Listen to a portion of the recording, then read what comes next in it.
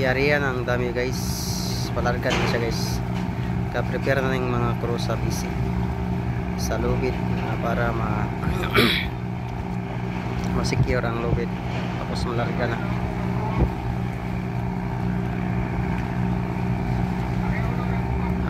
OG688 nga tabangan guys, kanang likod is OG288, kanang nasa front is OG688 manay direct Tagbilaran dan Cebu. Itong isa is magi og Siquijor, OG288 magi Siquijor Tagbilaran in Cebu guys.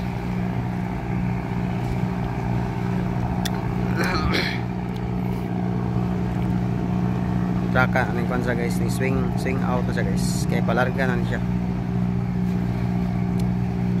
Okay, ning atras na